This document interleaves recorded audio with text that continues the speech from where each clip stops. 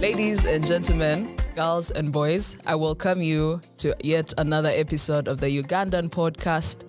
My name is Brandy Azirwe Valentine, and right here we discuss government programs, policies, and projects just to enlighten you and bring you into the way we run things and just the basic stories of how to do better as a government with the people, for the people, and so much more and so much fun.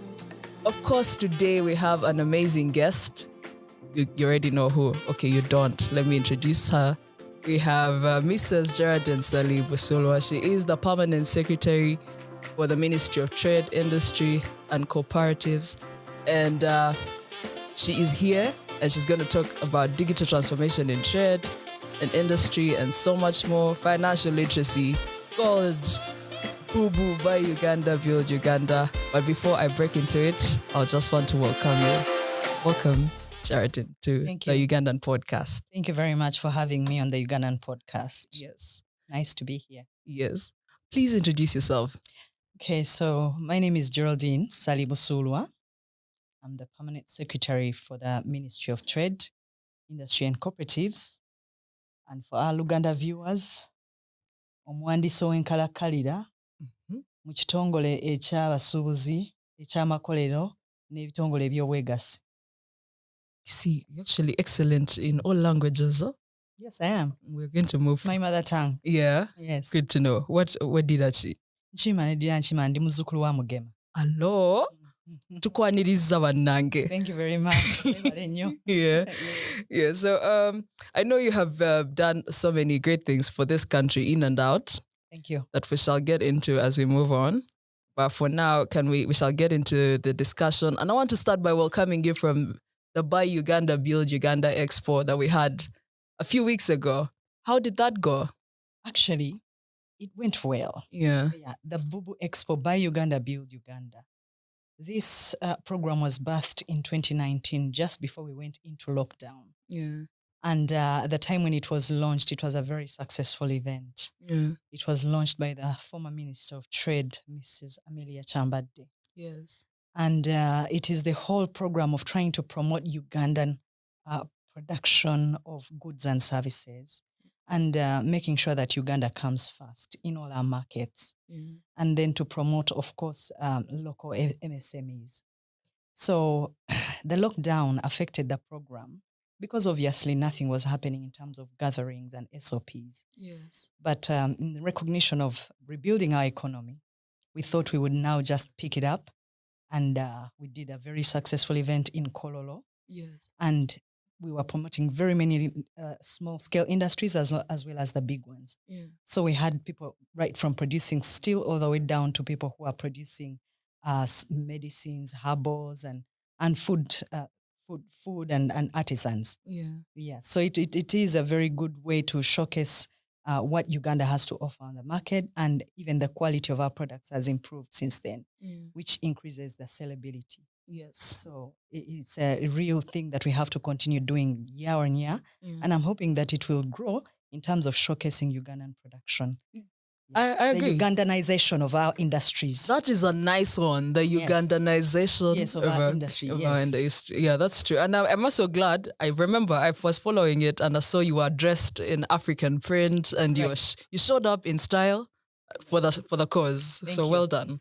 Yeah, I was dressed in actually purely Ugandan attire, head to toe. Yes, please. Now you have something to look for on Instagram. Wonderful.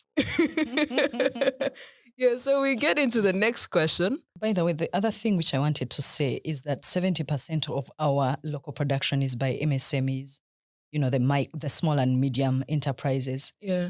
So they contribute a lot, about 38% of our GDP. So they are big. Yeah. And then that means that we actually have to promote them into cash economies and make some money. That's true. Yes. I think we actually totally agree because we had the whole Innovation Powerhouse campaign running and we were promoting innovations because we also realized at the Ministry of ICT and National Guidance that when you start small, you're able to be efficient and also add to the economy because they're already contributing 38%. It is just the perfect way to go because when you have technology and innovations, it actually reduces cost of doing business. Yes. So most people haven't discovered the trick that actually sometimes when you automate your systems from the beginning, you save a lot of downtime in terms of improving your efficiencies in a business. Yeah. And you give your business a chance to survive once it has IT and it has reduced costs of production, especially when you've automated. Even however small it is, when you have softwares. I'll give an example of someone who makes cakes. Yes. If they had a software that actually reminds the people selling cakes about birthdays, weddings, and all those, and anniversaries, Yes. they would actually be sending automatic messages to their customers. Yeah. And you don't have to make the phone call. And it's cheaper, it's faster, it's automatic. Yeah. So it places the orders and customers can actually come in. Now, all these are ideas people come in with. You can actually incorporate them in your business from the beginning. Yes. If it's a standard software, you don't even need to actually do concept costs and everything else. You just buy it off the shelf. Yeah. It's cheaper for you. Yes. Yeah. So we just have to, it's a mindset change, really. We are there. Right. Yeah. Community mobilization and mindset change. Exactly. And so you talked about digital transformation in business, and which brings us to the next question. We have a whole conversation going on. It's NFTs, Bitcoin, they've become a point of dialogue. And what is your take on it as our leader in the Department of Trade? Trade. Yeah. Should we trade with Bitcoin? No, you know what? And buy NFTs and stuff? Yes, it's got two sides to it. If Yes. you're a risk taker, people who are risk takers and hungry for risk, some others are risk averse. So if you're a risk taker, you go for it. If it pays off, well and good. Yeah. It pays big time. If it doesn't, you lose. However, the Bank of Uganda has not yet got itself into regulating Bitcoin and cryptocurrencies and NFTs. Yeah. Because obviously the regulator has got to study certain trends. Yes. Now, alternative forms of payment like Bitcoin are a world phenomenon that is actually catching fire, especially in Western Europe and as well as in America and other countries like China. Yeah. So for them, they've actually adopted that way of transacting. These are alternative forms of payment apart from the traditional currency. Yeah. It has its advantages and disadvantages. Yes. I mean, like, for example, when we're COVID, there was a lot of COVID just moving on hard currency. Yeah, yeah. And people were actually getting infections from hard currency. So there needed to be an opportunity to innovate the alternative means of transacting. And people now resorted to mobile money first, but some of them didn't like the cost of transacting on mobile money. And of course, there's a lot of frauds and people were susceptible to these frauds. But inevitably, for example, the telecoms industry, long ago, like 10 years ago or 20 years ago, you'd had to send someone to send a message to Masaka. Yes. But today, and then they brought payphones. They had to place a very big box in the middle of Masaka town for you to make a phone call. You put in coins. Yes. But right now, that was rendered obsolete because people walk past it and you just use your mobile phone to make a phone call. So inevitably, the same thing is going to happen to cash. Technology is going to leave the economy of hard currency behind. So the regulator will have no choice but to move in with the alternative forms of payment. They may drag their feet for the next 1 or 2 years, but it won't be long before they realize that the world is moving. So they will actually also have to jump on board and start regulating some of these currencies, inevitably. Yeah. Technology happens in every industry, and you cannot hold the one of currency.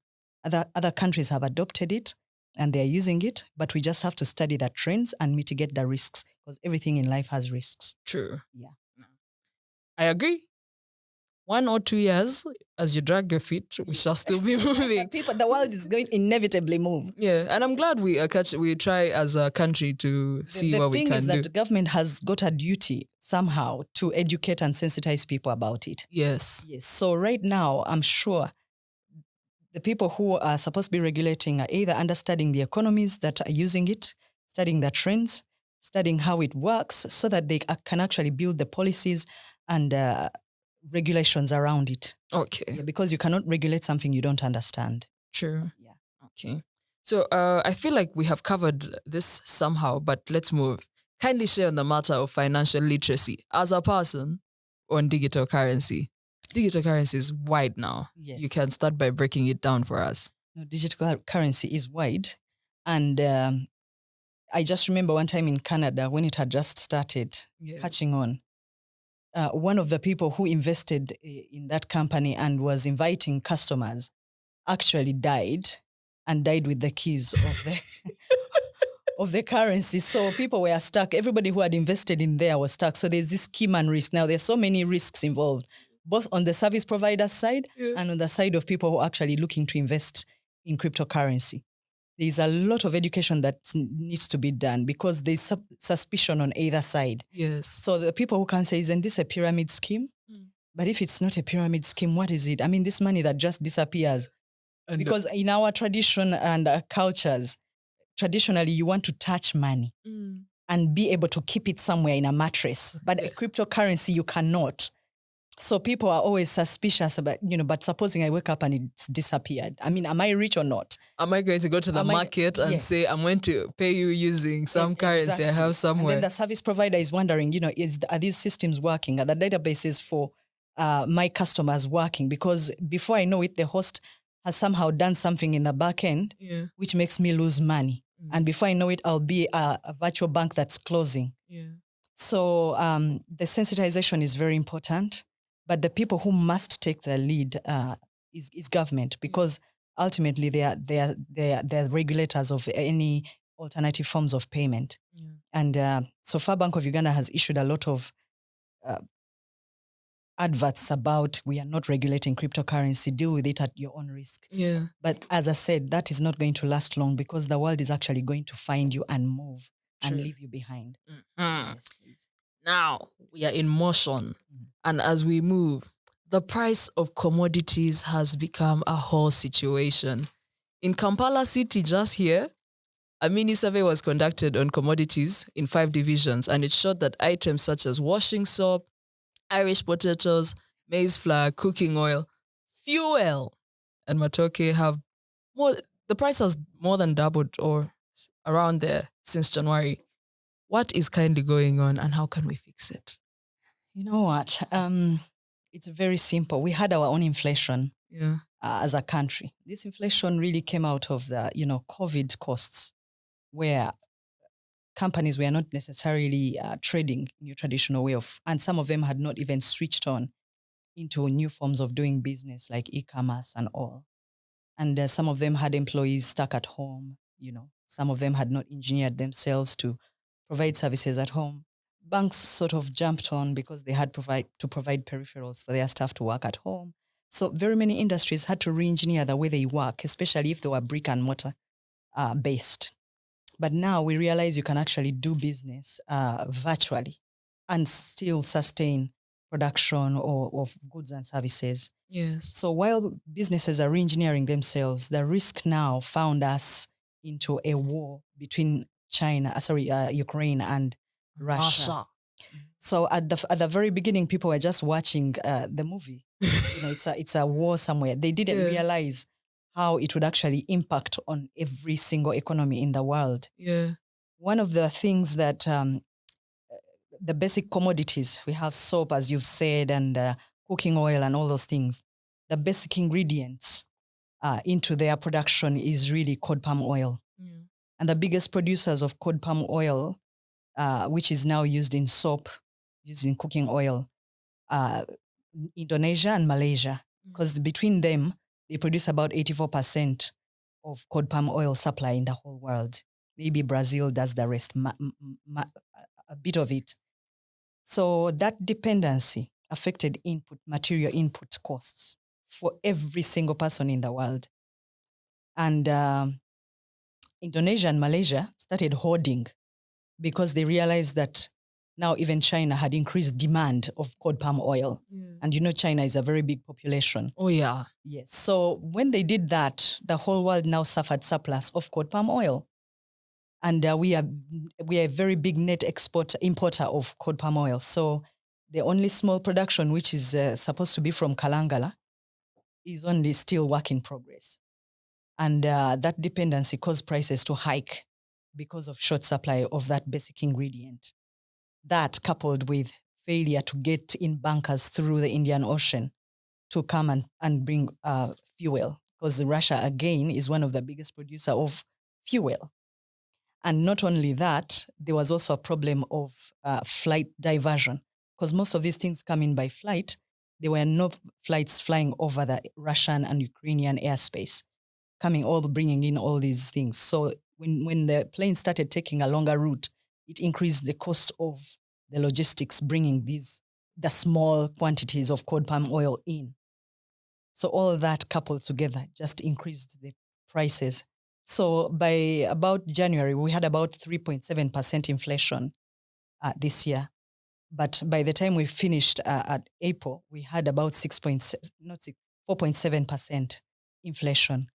So all that is what is actually making, but it's artificial because the war is a temporary phenomenon. But what that does, like COVID, it gave us the opportunity to start doing our own production of these basic ingredients. Okay, that's the plus side. Yeah, that is the plus side. So now that is also an opportunity for Uganda to boost our import substitution strategy on industrialization. So we are now saying that why don't we actually produce our own cod palm oil? Yeah. And that is why the government is now looking at areas like Sango Bay, in addition to Kalangala, to now start producing cod palm oil. And this Sango Bay is an area south near Mutukula. Over 2,000 acres have been cordoned off to actually just produce cod palm oil. So that program is actually standing.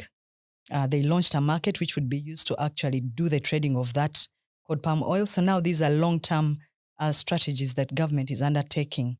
And even then, that would even help for us in the region to stabilize those basic ingredients for production. That's impressive. I agree. That's good. So the prices are high for now, but we are going to be better. Yeah. Is that a promise you're making? It has to get better because, Russia cannot fight forever. Yeah. Ukraine, how long can you hit Ukraine anyway? Eventually there'll be nothing. The only thing is that Russia is benefiting from the war because obviously the prices of its fuel goes up because of the artificial hoarding. Everybody's, fuel goes up. Everything goes up. Yeah. And there's artificial hoarding and imported inflation everywhere. So all this, for them, it's a plus on their side because they are making money. Yeah. But it's not sustainable. Yes. And the war has to come to an end at some point, at which point the world will then stabilize, but we will have had our lessons learned. Okay. That brings me to the next question. You talked about the import substitution strategy. How do we monetize? So people have been coming up with apps left and right and also making innovations everywhere. Like we are literally in the middle of this. How do we monetize apps and innovations for short term and long term so that we're able to make money just the way different people in different countries have been doing this? You know what? The biggest challenge we have right now as a government is the need to do patents for all our innovators. Yeah. So therefore, we have to put something in place to patent their innovations and to make sure that they actually benefit from the technology and encourage that kind of service production. If someone developed an app today, if it's not patented, the next person is actually going to steal the idea and bring it to market very quickly, by which point someone is actually, by the time they get any resources to help them even come into production before they patent, it's gone. Yes. So you have people who are not benefiting from innovation. Yes. But if we had a patenting act or something to do with protecting intellectual property, officially, that would encourage people to actually innovate and then benefit from their innovations. Their innovations. Yes, and bringing ideas. But all is not lost. Yeah. In Uganda, it's a very vibrant community of innovators. We have got government programs like, for example, EGP. Yes. I'm very proud to actually say Ministry of Trade also jumped onto the e-government procurement system. Yes. And it was done by Ugandans. Yes. Yes. Absolutely. So it's a Buy Uganda, Build Uganda program, and government is on it, and it's a very user-friendly interface.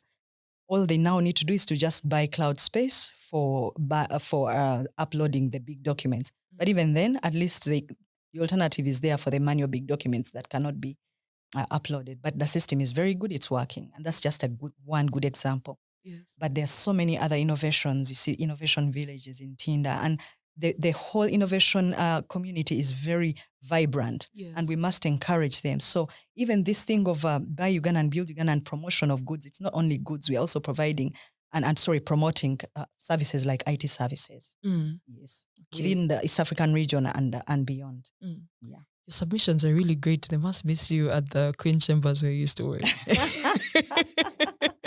I think they do. Yeah, actually, for just commercial break purposes, what were you doing at the Queen's? I know you were working for the Queen. What were you doing? Yes, no, I was actually the head of the Directorate Management Unit on Corporate Services. Eish. Yes, and I was working just below the director level. I was a very big on diversity because I was working for them on Black African woman. Yeah. So on diversity as in gender, I was getting a tick for that. Yeah. And then as Black African trained from Uganda. Yeah. And, and I'm a young mother. So I feel I ticked so many boxes for them. But most importantly, that I earned a very high position. Yes. Where I was actually heading a directorate unit. Yes. Yes. And sometimes we'd get invited to the Queen's birthdays, and it was one of the best things. And also walking past the churchy rooms every morning going to work. Yes. The closest I have been to Queen Elizabeth is my TV. So, in fact, now that you're here, this is another. Actually, for me, the highlight was that one time the Pope was given a chance to come and into the drum. Yes. Of the treasury. Because the treasury is like a small postcode on itself. It's like a small country. Yes. Yeah, the building is so massive and it covers a very large postcode. Yeah. So the Pope was given a chance to come and turn in the quadrum of the whole building, and I got a chance to see him. Yes. And it was restricted, but at least, I was there. So for me, it meant a lot. I'm Catholic. Yeah. And it was the best thing that happened to me. And also watching the churchy rooms every day. Yeah. And going there and sitting in. Okay. Yeah. Now my goals have changed, but it was a big privilege. Yeah, I'm so honored to actually be in your presence. Now I can share a bit of that with you. Wonderful. Now, there's so many brands in this country. Some I was not going to say them because I'm giving them promotion for nothing. But there are brands like Nike, Adidas, they all started as startups. And now they're big brands doing big stuff for different people. So how do we move startups, because in our country, to the market, to big markets, to trade on global levels and do so much more? And to do so much more, actually. I always give an example of Marks and Spencer. It was a small market stall in Peckham. Yeah. Peckham is like the rundown place of London. Yeah. But these two people actually started Marks and Spencer as a small market stall. Yes. And they grew and, they got small credit facilities and they kept growing. And now they're actually a global brand. Yeah. We have the potential because we have a lot of resources, untapped resources. So in Uganda, what we need to do first thing, like, for example, in Ministry of Trade, improve our quality, the quality of our production. Yeah. Both goods and services. Okay. Because once you have improved the quality, it's the best starting point. That means that your items are sellable. Yeah. Now, once you've improved the quality, then you can actually improve on packaging. Okay. Now, if we are to transcend markets beyond Uganda, in trade, we actually promote, the East African community. So we actually do trade agreements. Yes. So these trade agreements are templates and signed and agreed between countries on both East African region. We have COMESA region. We have AFCFTA, which is the African Free Trade Area. Oh. But what it is that people are not using these routes as such because they don't know. Yeah. They don't know what to do in order to use these routes of trade. Okay. So what is now happening, that is combined with, we are actually chasing for a barcode for Uganda. Yeah. What the barcode does for our Ugandan products is that it improves traceability of our products, and it also improves the quality traceability of our products. So once you get an international barcode for a product, when it is scanned, for example, in Egypt or even in London, like fruits and veg, it will give you the country of origin and the quality. Even expiry dates or anything, like it tells you about the product because people want to know, and it improves that, that kind of information, and it's readily available and it's soft copy. Yeah. So when we do things like this as government, we are actually helping promote export. Now, packaging. I give an example of these ladies working up in North on shea butter. Yes. They actually compress their shea butter and then put it in mineral water bottles for sale. Which means that packaging industry has a lot of work to do. Yes. To improve competitiveness of our products on the shelves and also our services, the way we package them. These are some of the things I think that government can do to improve import substitution strategy. So we have the products, we have the services. We just need to, first of all, protect them, that they're ours, and we give them certificates of origin from Uganda by barcoding them.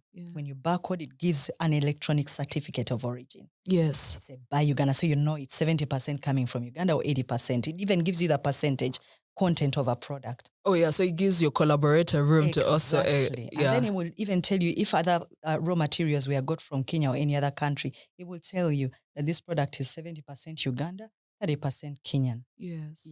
So say for example, if we get rice from Tanzania, when we package it, it will show you that this rice actually came in from Tanzania, but because we processed it a little bit in Uganda, we added the ABCDE to it, it will tell you 10% Ugandan. Oh, okay. That is the kind of information. So when we do this at an international scale, we are actually promoting our small local industries to grow. And that is now, we also have a duty to provide a collaborative and enabling environment. You as ICT people now, we need you to make it easy to trace goods and services right from the factory. So you create the IT and IS platforms for production right from the factories. Yes. If you provide some of these platforms, people can actually buy cheap because it's locally made by Ugandans. Yes. And then cost of doing business is easy and ease of doing business is easy. So as government, we make it easy when we have one-stop border posts, for example, and we increase our touch points on each part of the geographical boundaries of Uganda. If people want to trade with Sudan, Zaire, Congo, and Rwanda, all the way Kenya, if we improve our touch points, airports, lake ports, we have the technologies at each and every single one of those ports. Yes. It makes it easy when it's all digitalized and this is a smart trade agenda, which we have. So it improves cost of doing business and ease of doing business. Those two indices are very important for us to actually trace as government. So those are some of the things that we are doing to improve trade. Yes. And by the way, this is regional. So the collaboration is regional so that we can actually have compatibility of systems, both soft and hard systems. Okay. Yes. No more. Yeah, but you see the beauty of working in doing regional planning and execution is you reduce the silos. Exactly. Yes. And by the way, last week I was in Kenya for just a day. Ooh. And since they had already started on the smart trade agenda, I didn't have any intention of going out to look and buy new softwares because they had already piloted and they were even learning out of their learning curve. They had reduced the costs of those softwares. So for me, all I need to do is to just plug in as a country and get the softwares on board. So I'm going to really be in this. You should get me an office in ICT. We are rooting for you. When the PS watches this show, create some space. Yeah, you should, because I intend to do a lot of work with digitalization. I've written her a lot of letters. Yeah. She's actually, I think she's now really had enough for me. She's like, you are a priority on my budget. So don't worry, I'm coming. And for me, that is where it all comes in, because once we've plugged in and it's all standard, then we just go. I agree. Mm-hmm. Yeah, she was excited when I told her you were coming onto the podcast. So I think she'll be listening in soon. Wonderful. Yeah. What's your favorite sport and what team do you support? No. We're fighting gender norms here. I used to do... Actually, I used to do a lot of badminton. Yeah. Ooh, that's good. And table tennis. But when I grew up... I just sort of walk, and I don't do football and all that kind of thing. I'm not exactly athletic. Yes. And I don't support any football teams, but I'm happy for the people who support Arsenal. Oh my goodness, don't do it.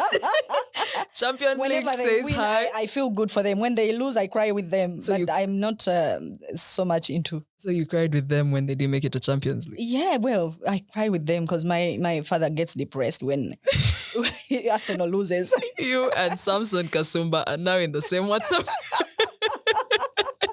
I bought him an Arsenal t-shirt from London and he refused to wear it because he said, my dad. Yes. And it had Ssali at the back. Yes. And when I bought him the t-shirt, he said, no, if I wear it, people will laugh at me when we lose. So I just keep it somewhere just in case we win. Then I wear it small time and then leave it. But even a cap and a scarf. You will survive. You will survive. My dad supports Chelsea. Half his car is Chelsea. So when they lose, he's trying to look for other means of transport. Anyway, getting back to the podcast. Gold in Uganda. Gold. Where are we mining it? What is its value? And how does it even affect the trade industry and cooperative sector? Gold sector in Uganda, believe it or not, is big. Yes. On the scale of 1 to 10? It's actually very big. Yeah? Yes. Okay. But people are not fully aware because, we don't really understand the sensitivities around it, and it's a precious metal. So it's heavily guarded. Excuse me. But I can tell you that in Uganda, at least Ministry of Energy produced a status report on gold. That is in February 2021. And they have about 1 million ounces being produced in Mushonga. Okay. Mushonga is in Bushenyi. Mushonga. Yes, they count gold in ounces. Okay. And then another place which is almost half of that production, about 500,000, is in a place called Kampono. And also that's in Uganda. Okay. Oh, that is in the western part of Uganda. So my neighbors. Yes. I need to you're get sitting serious. on gold and you don't even know. To be serious. Carry on. Tell me more. But because it's not processed, the processes, are rudimentary on how they get it, but it actually occurs in so many other places. And there's even Buhweju. There's Bushenyi, Uganda, Rubirizi, Mitoma, all those places. Even Mitoma? Mitoma has gold. And people actually go and pick that gold. Okay. Now, we also have a lot of gold refinery points within Uganda. Yeah. So other people also, like you will see a lot of gold coming in as well as like import. Yeah. Because there's a business of refining gold in Uganda. Or getting it ready for sale. Yes. And for use. Like refinery. It's like how you actually bring your clothes to a dry cleaner and they wash them for you and bring them back. So Uganda also provides that service. So there's some gold that comes into the country to be refined and then is taken out. Okay. So all that looks like an import-export business, but it's also in addition to our existing domestic gold business. Okay. And I think there's a need to also mainstream it into government because right now there's a lot of unofficial unofficial miners because it's very rudimentary. It's a very rudimentary business. Yes. But, I was also very shocked. Now, even Kabale has gold. Now I'm 10% done. 10% of that gold comes from Kabale. I come from right next to Kabale. Yes. And we have been doing iron ore. No. No. But so Uganda's gold production, let me tell you. Yes. So half of it now comes from a place called Chelima Valley. Yes. In Kabale. Yes. Then we have Mubende, Itiana, Kasanda, Chiwoga. And all the other, the mineralization agenda is very big. So we have 2 big mining leases of gold in Uganda. Yes. And 38 location licenses, all given out for gold. Imagine 38 location licenses. Now, some of those places are like Kabong, Kopoth, Layoro. Do you know that? Kalapata. I didn't. Yeah. Some of these places I've never even heard of them myself. But when I read, I was like thinking, this is amazing. Yes. Mamoru, Kangpeth, Morilem, Sokodu, Kotome, so all these places are actually in Uganda and they're actually mining gold. Yeah. But the most important thing is this gold can actually be used. In other countries, they use it as gold reserves. Yes. And actually England, they have some of the biggest gold reserves they have in there came from Africa. I'm sorry, I watched, there's this series I'm watching and the robbers attacked the part with the gold reserve, and it was crazy. But yeah. These people actually, most of the gold came from Africa, both West Africa and even the Queen's, I'm sorry, Queen, but her gold reserve and the private use in the palace and everything there came from West Africa. Yeah. So Africa to the world. Yes, so we are naturally gifted with all these resources. But what is most important, the statistics that are very important for this discussion. Yes. So Uganda exports right now around 3.4 billion US dollars worth of gold. That's 2020 alone. 3.4. 3.7 billion worth of gold. So it makes it the 28th largest exporter of gold in the world. Are you serious? Yes, I'm serious about this. So, and in the same year, it was the first most exported item in Uganda, both. Yeah, on the list of exports. Yeah. Yes. So the main destination really, as you could expect, it's UAE. Yes. Yeah, they love gold. It's China, it's Hong Kong, South Korea. Actually, the biggest, Emirates was doing about 3.47 billion. South Korea, 1.49 million US dollars. Hong Kong, 28.7K. And then Philippines and the United States. All these people actually are recipients of our gold. Yeah, they buy gold from Uganda. I want to be walking with my shoulders like this. Like, so what's in your country? That we have coffee, we have gold. Yeah, we do. Yeah. And Congo, I think Congo is also a very big place where people actually, they're very big on gold. It's one of their biggest. Yeah, that's true. Natural resource. And they are neighbors. And of recent, they've opened up a trade, DRC trade with Uganda. And we have a border point in Pondwe, which is due for opening about 3 months from now. Yes. So I imagine that there's going to be a lot, and Uganda has opted to actually do the roads to ease doing business with DRC. So we are like opening up that market line to also improve goods and services, even for natural resources like gold. Okay. Yes. So I don't even know what to ask after this because I'm still overwhelmed. Right. But I'm so glad. So what do we do to make the most of this? I think we can, by the way, we have a lot of minerals. It's not just gold. Yeah. So on the industrialization agenda and the whole thing about, and I like the way government is actually looking at all sectors. Yes. For industrialization and processing of resources like minerals, as well as soft resources like fruits and vegetables and agriculture produce.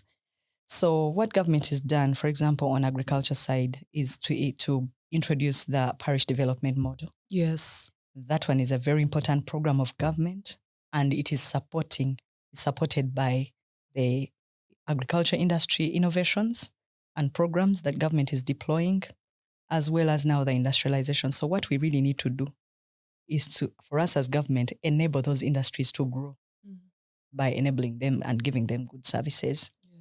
Yes. Okay. So for me, it's a good starting point. If we are going to support those industries, we provide the industrial parks. And the last time we were discussing in Mbarara, we were thinking of introducing the turnkey industrial parks, where the investors come in, they find a ready park which is ready with the setup. You just bring your machinery, and we're providing you with the credit facilities. If banks can partner or the financial services can partner with the industry, they give the investor an environment which is ready to use. Yeah. And that can actually drive innovations. And some of these are private equity and they're Ugandans. They team up, they do a consortium of funding, and they can actually fund some of these innovations in Uganda. So the mobilization of funds to drive industry and small MSMEs, that is the best. And also removing artisans like these, the ones in Zambia. Some people actually go there and pick all these sofas and furniture and put on labels coming from other countries and sell them at 10 times the price. So if we get these people from Zambia who are doing all this furniture and wood and put them in an industrial park where they can actually apply themselves and export them. Yes. And we zone them out as export zones. Yeah. These people can actually sell their furniture abroad and it competes against the Chinese furniture coming in. Yeah. We just need to organize ourselves in a way that works for the lower Ugandan. Yeah. Thank you. That is advice that I think we all need. And as you spoke, you said something about the parish development model. Our hot cake as a country at the moment. Yes. What is the role of MTIC, the Ministry of Trade, in the parish development model? Yeah, so government is delivering together on this parish development model. Every single ministry, MDA, they all have something to do. Mm. And for the Ministry of Trade mainly, for example, Pillar 1, it's got 7 pillars, that model. And it's based on a parish, and it's based on a homestead and a household in a local community within a parish. Yeah. So it's just geared and pointing to giving them some money, which will allow them to produce, but to produce for local markets as well as external markets. Yes. So if, for example, for us here, we need to register these circles because this money is actually being given through circles. So if you look at now Pillar 1, what is being produced? What is being produced is really coming from agriculture, production, even cooperatives. And once the agriculture have done their bit, we now do the warehousing, if it is food security or transportation. If it is, say, for example, production of fish or whatever, we can actually provide freezer units to, yes, so that even if it's milk, preservation, so that it can stay and it's sellable. And removing cytophans for some of this agricultural production. Now, once we do the what? Cytophans, that's anything that is unhygienic for food. Thank you. You clean it, cleaning the food and making it edible. Yes. And also making sure that it attains certain standards. The barcodes that I was talking about, they actually give standards. Yes. Okay. So it tells you that this food has actually been processed to a certain standard. So once you've met those standards, for us now, it's very easy to store that food, transport that food through our border points, wherever, if people are actually taking this food out, and to sell it through our export promotion. Okay. So for the standards, we use UNBS. So that is Pillar 1, storage, processing, and marketing. So that is the first one. And then we have other pillars where we are contributing, of course, because as I said to you, we are doing the infrastructure. So that infrastructure is the warehousing under the Uganda Warehouse Authority, which is looking at warehouses across the region, because Uganda also owns warehouses like in Kenya, where we actually export food. So the local warehouses, together with those outside the country, we regulate and make sure that we are storing safely and regulating food security. Okay. Even for the immigration community, we have a lot of people coming from other countries where they come and we actually store for them food. So refugees is what I mean. Yes, I understood it. I don't want to use the word, but it has some stigma that comes with it. But we do a lot of food storage even for refugees, so that government of Uganda is able to regulate and provide food for those refugee centers and stuff like that. It's very big. In the Prime Minister's office, there's a whole program of that, and the warehouses actually plays a very big role across the country for these programs. Actually, even the UN. The Right Honorable Nabanja takes that issue very seriously. It's a very serious issue. That's why I'm telling you that it's a collective delivery of the program. And then, of course, something to do with circles and monitoring and evaluation of their performance, which is where your software comes in. So we have 11,954 parishes that are going to be delivering this parish development model to improve the cash economies, bring people into middle income status, at least so that they are able to earn an income for them to provide the basics of life, the education and medical services. Exactly. So if we have some of these, we want to see how, 1 year down the line, how have these circles performed in terms of delivering the financial services and the financial support on the ground within the parish to drive this agenda. So we shall be monitoring and evaluating with the help of your digitalization. PDMIS, by the way, our system is the ideal Mbega ground. Exactly. We are on so ground. All the enterprises that are going to be profiled by the Ministry of Agriculture, all that is going to be coming into our monitoring and evaluation system, because we actually the resident custodians of circles within government. So that is it, more or less. That's our role. You guys are you're doing well. You're here and there and what you like. We're doing the registrations as well. So that's pillar 1, 2, and 3. And it's like we're finding ourselves on almost every pillar, but mainly the lead ones are 1, 2, and 4. You guys must be on a speed dial, eh? And 7 as well. Okay. Well done. Thank you. Yeah. And we also have the database for all the circles. We should just give you the parish model. We retire, we leave it for Ministry of Trade. Well, no, we can't actually do it alone. We can't. Actually, that's true. So the key to the success of this model is the collaboration ability of government. True. It's going to test our ability to collaborate, to deliver service collectively. Yes. And you know, just as this is just for your information, at the Ministry of ICT and National Guidance, we work in cooperation at all the time. So, and also our PS always says we work better together. So always. Now as a whole government, we're going to do well. You're going to do well. We are going to do well, people. Don't worry. So as we move closer to the end of this podcast, stroke episode, what word do you have for different innovators, to the young people out there and citizens at large? You know what? For me, this actually goes very deep. Because as a country, we have a lot of potential, but we have to organize ourselves strategically in a way that can work for us. Now, I start with the education systems that we have for both formal education, tertiary education, and everything. There are systems that were left by our colonizers behind, but mainly they are formal in such a way that we do a lot of cram work and we produce job seekers. We have to re-engineer ourselves into education systems and skilling systems that point to entrepreneurs. And if you look at the general the index on entrepreneurship in Africa, yes. Uganda is like the 28th best country in entrepreneurship. It's called the GEM Index. Yes. And that shows that Ugandans actually, out of failing to get jobs, they are resorting to doing their own businesses. Yes. Now, the success is now the other thing. How do we manage to train these people to be able to succeed in these businesses, that in the first year of formation of a business, they succeed? Yeah. So it's like 84% of our population is actually private sector, small and medium enterprises, yes. Which means that we must engineer ourselves to support these people. The only challenge we have is that we need to demystify things like taxation. Yes. So people think that once they formalize their businesses, that they will now start to pay taxes. So they fear, so they remain small. So you remain a small man index, a small man mentality, because you don't want to register your business.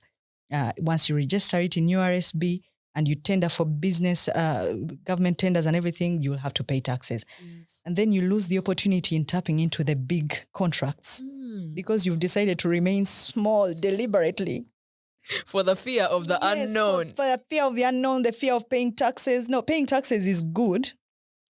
I mean, that's how some people get paid. If your business is profitable and you're going to make money and grow, you'll have to pay taxes and formalize your business. The trick is in getting marketing companies to help you market your goods and services to improve your profitability as a business so that you can survive, tap into big business, go global, yes. transcend boundaries. You cannot transcend boundaries when you're actually small. Yeah, but also, please let them know that taxes are used for schools, yes, for hospitals. Yes. Well, no, they know, but sometimes it's a mutual trust. It's a trust thing. So we have to actually demystify some of these things. As government, we have a duty to provide the enabling user-friendly environment so that young people can actually not fear taking advantage of these services and having the confidence to actually challenge where the services are not provided. Yeah. So we have to actually get into that space. Okay. So it's mutual. Government has a duty to educate and sensitize and also provide the right education systems and skilling. Even private sector does a lot. Yes. And actually plays a bigger role than government, because a lot of government schools and tertiary institutions have been introduced. So now once you have that, people will be encouraged to actually produce in themselves, give them information. Now, even the information portal, that's the other thing which I had missed. There is a trade portal which is provided. Yes. So people don't know about this one. It gives you information on what goods and services you can produce for what markets. Yes. The licenses required, the kind of paperwork that you need. It gives all that information for every sector, every product, whatever is required, but people don't know about it. So as government, we have a duty to provide all this information. True. And then, of course, to sensitize people about it and get them to gain their confidence. So that is, for me, the way to go. There is no rich person who is an employee on the Forbes rich list. I've always said it. If you look at the top 100, top 1,000, top 10,000, nobody is an employee. Maybe Goldman Sachs, but even then, those guys, they are not the richest in the world. The richest people in the world are entrepreneurs. Yeah. Yes. So we must get our people in there. There's someone in this room who is on the Forbes list. Really? I will show you the person when we are done here. Don't look. Is he married? Yeah, but I'll tell you all those other things later. But there's someone. For that reason, I'm Miss Ssali. Yeah, you're Miss. You're not Mrs. No. Yeah, that was a joke, Yeah, but the net worth is your network. Yeah, but also, thank you. That's very good advice. And young people need to embrace all these things. I also, much as I'm serving government, I also have my own small businesses and I pay taxes. Yeah? Yes, I pay taxes, and that's the only way I had to grow because I had to now tender for business. Yes. You have to do the registrations. You have to show that you've been in business and you've been filing your returns on a regular basis, and it's moving. So even if I left work, I'm not so frightened about, I'm just going to start up. Yeah. I'll just slowly just sort of jump into my little business and pick it up. Yes. See? And it provides you security and a safety net. Yes. Even the permanent secretary of Ministry of Trade pays her taxes. This is nice. Yes, I do. I'm also going to start a business. My business has been a side hustle. You do a side hustle. We encourage that a lot. I do cash payments only. Yeah. No, I'm joking. It's like I'm the chairperson of the Gaza All Girls Association as well. And so we have this program of 100 girls, 100 hustles. Yes. It's promoting all the girls who are actually doing their own businesses alongside or whatever they are working. Yeah. And some of them are actually doing only those businesses and they are successful. Yeah. Yes. Okay. Yeah. Gaza High School, you're going to pay for ad space. But also, as we come to an end, what's your favorite song? I don't have a favorite song. Okay, what's your favorite movie? Favorite movie, John Travolta has got Swordfish. That movie, I can actually watch it over and over. Yeah. With Halle Berry and starring those two, it is amazing. Wow. Yes. You're actually a very cool person. And for that reason, I'm going to let you go. But for the song, it's mainly Andre Bocelli, The Sun. Oh, actually. It's a beautiful song. You're really cool. You're really cool, guys. Certified. But anyway, I hate to be a bearer of bad news, but we have come to the end of this podcast. Are you sad? No, well, nah. I can always come back. Oh, yeah. I have a lot, because I have to update people on how we've moved. Yes. So if 1 year in, I'll have to come in and tell you, how we did on the PDM, Parish Development Model. Oh, yes. I have to come in and tell you how we've moved on Bubu. And so many other government programs that we are doing at Trade. Yes. I have to come and tell you how the smart trade went with Kenya. Mm-hmm. Yeah, and we are signing, MOUs with them. So you're even giving us more intel. Yes. We're going to keep you, but now I have to come back. Yeah, but thank you for joining us today. It has really been exciting and so much fun and great. There has been so much to learn. Yeah. And I hope everyone takes it with a piece of enthusiasm and use this information for their good. Next, we're going to have a poem by Enjo Kavera, and it's about Njawala. It's a very nice poem. When you listen to it, you'll get the intel. And I've been your host. My name is Brandy Azire Valentine. What are your handles so that people can follow you? No stalking, just following. Twitter handles. Yeah. Well, no, I think I have Geraldine Ssali. Yeah. That's it. Yes. Yeah. So you can find her there and communicate some more. Yeah. And we've been your people today. Enjoy. Share this podcast with your next person or anyone or your people in your WhatsApp groups and your socials. Let it go far and wide so that we can spread all this knowledge to everyone who needs it. Peace. For God and my country. Bye. Spare yourself some time and listen to my rhyme.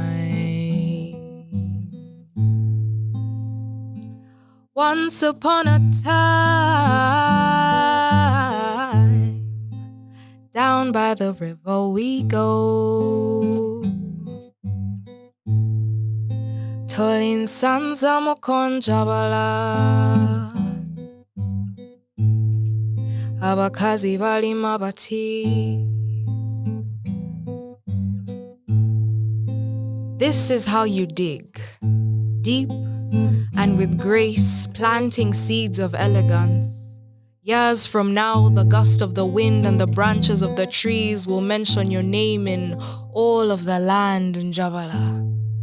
You dig like you're making love to the earth, becoming one with the richness of the soil. You dig like the nourishment of your people lies in the palms of your hands, because it does. Tolin sanza mukonjabala abakazi bayera bati. You pass the broom across all corners of the room in swift strokes of integrity. So when your husband returns from work, you will stand out from all the other three, but this goes beyond the confines of your compound and the four walls of your master bedroom. When I teach you how to sweep, I am teaching you how to lead. So years from now, when you assume positions in government, become a so-called member of parliament, there'll be no need to spend thousands of Uganda shillings on anti-corruption bodies, because my Njabala, she sweeps with integrity. Njabala, abakazi bafumba bati. Your kitchen is an emblem of beauty. In it, you prepare continents of spices and serve a revolution for dinner. I choose you, Njabala, because you are the only one who can play with knives and not get cut. Only you can play with fire and never get burnt. What other leader is there to lead armies to victory? I choose you. Tolin sanza mukonjabala abakazi balima bati. Njabala, njabala, njabala abakazi bayera bati.